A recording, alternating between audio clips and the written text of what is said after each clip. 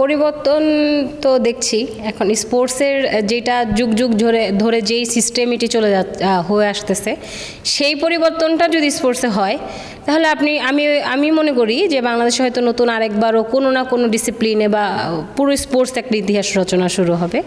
এখন যদি আপনার মনে করেন যে ওই স্পোর্টসের যে ধারাবাহিকতাটা আছে সেটাই ধরে রাখে তাহলে স্পোর্ট যেভাবে চলছে এইভাবেই চলবে। কারণ আমি কখনো তো ছুটি কাটাই না, আমার কোনো ছুটি নেই।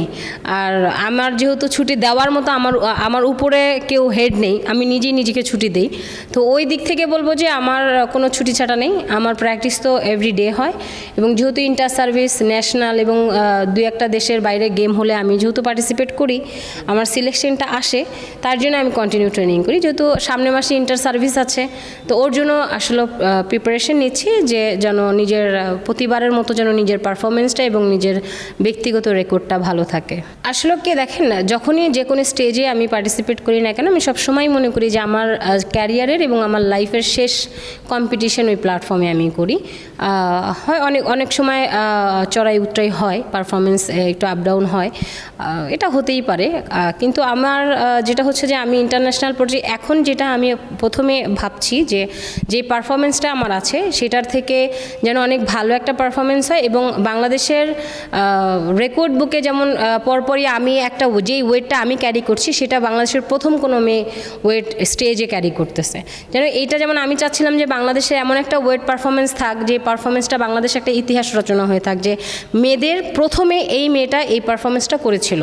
তো অ্যাকচুয়ালি ওই চিন্তাটা নিয়েই একজন নিজেকে প্রিপারেশন নেওয়া। আর যেহেতু ইন্টারন্যাশনাল মিটে পার্টিসিপেট করি, আমাদের ওয়ার্ল্ড র্যাঙ্কিং এবং এশিয়ান র্যাঙ্কিং আমরা জানি, কিন্তু ওই তুলনায় যে র্যাঙ্কিংটা আমাদের আছে ওই র্যাঙ্কিংটা আপগ্রেড করার জন্য যে প্রসেস ওইটা খুবই লেন্থলি হয়, ওই প্রসেসটা আমাদের হয় না। যদি প্রসেসটা হতো ভালো মতো তাহলে হয়তো আমাদের র্যাঙ্কিংটা আরও উপরে উঠতো।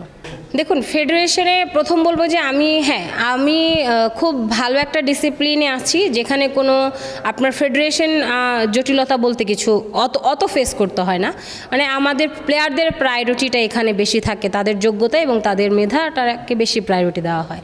কিন্তু আমি বলবো যে আমার অ্যাজ এ প্লেয়ারের জায়গা থেকে যেটা ভাবনা, কোচিং যেই সেক্টরটা থাকে আমাদের কোচদের রেসপন্সিবিলিটি নাই ওয়েট লিফটিংয়ের প্রতি। আমাদের প্রেসিডেন্ট সেক্রেটারি রেসপন্সিবিলিটি আছে, কিন্তু কোচদের কোনো রেসপন্সিবিলিটি নাই। কারণ তারা তো আমাদেরকে, ওনারা তো হেড অফ ফেডারেশন, তা ওনারা কিন্তু মাঠে এসে আমাদেরকে নার্সিং করবে না।